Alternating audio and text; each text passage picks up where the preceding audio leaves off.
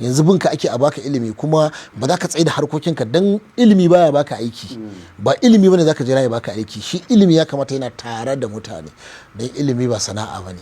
ana da kuma sana'antar da shi kamar waƙar nan ai kaga ba sana'a bace amma muna ana sana'antar da to in ka zo ka tilasta ka ce kai ga abin da kake so a yi to wannan abin an yi ra'ayinka ne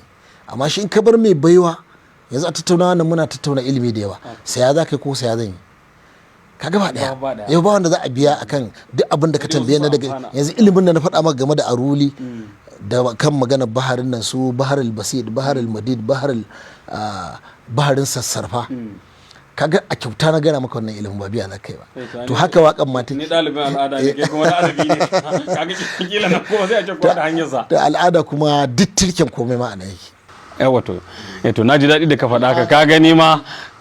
ka kalubalanci wani da ke kalubalanta ta da adabi da al'ada aka ce tsoka ce da jini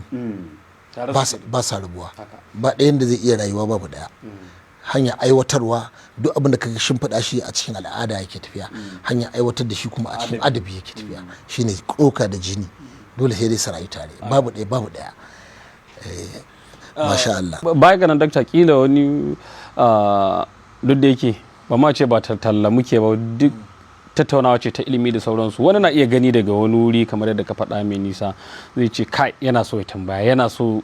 ya bi hanyar da zai ji me ke faruwa a wannan makarantar taku ya kamata yi tun da duk akwai wayoyi akwai sauransu akwai hanyoyi mafi sauki da za su iya tuntuba ita makarantar mun yi mata take da HAMA Academy ko yanzu ka rubuta HAMA Academy kai sacin a Google zai kai ka wannan makaranta zai kuma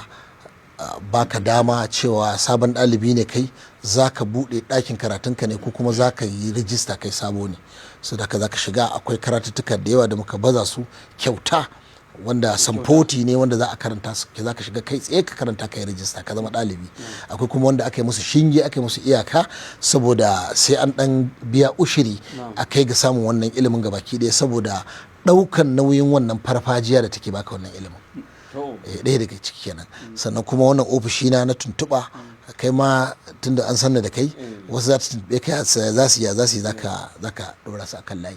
amma dai wannan ita ce hanya mafi girma ita ce HAMA Academy ko yanzu ka rubuta a Google kai Google to zai leading ɗinka zuwa wannan makaranta kana latsa kuma zai baka dama ka shiga a yanzu haka akwai karatu ilimuka da yawa na garaɓasa da zaka tsanta ka karanta ka tafiyar ka kyauta saboda ilimi kyauta ne dakta saboda yanayin lokaci wani albishir za ka yi ma mawaka masu tafiya a doron adabi na irin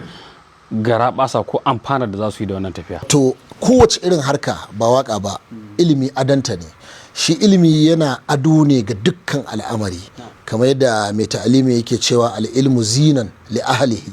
ka gane wato shi ado ne ga ma'abotansa to duk in kasuwanci kake saka ilimi a ciki wato zai kara maka armashi da maski na wannan kasuwancin naka to balantana kuma waka bayani kake magana kake shi mawaki kamar yadda masana suka faɗa suka ce ba a jahilin mawaki ka san me yasa ba zai zama jahili ba saboda nazartar rayuwar al'umma yake akan duk abin da zai yi magana sai ya amfani da baiwarsa sai ya fito da wani abu a hangensa wanda ba a lura da shi ba shi sa sai a ga abin ilimi ne to balantana kuma a ce yayi karatun arabiya kuma yayi karatun zamani to kaga wato ilimi kan ilimi balantana kuma yayi bincike akan abin da zai yi waka za ka yi waka akan sickle cell ko genotype blood test me rabe-raben AS SS AA me bambanci da wa ya kamata a haɗu an haɗu me matsayi na za a samu kariya to in ka samu wannan ilimin in ka zo kai waka to kaga za ta yi daɗi kuma za ta yi ma'ana fiye da kawai ka zo ka yi waka akan genotype amma baka san bambancin rabe-raben ba kana hautsa da ilimin za a ce wannan jahilin banza ne ko mun daɗin wakar saboda ka gaggaura abubuwa ba daidai ba to saboda haka ilimi ado ne na tafiya gishirin rayuwa ne a cikin kan kowane irin al'amari kada mu yi ilimi don cewa za mu samu kuɗi da shi a'a mu ilimi don ilimi wajibi ne a cikin gundarin rayuwarka zai amfane ka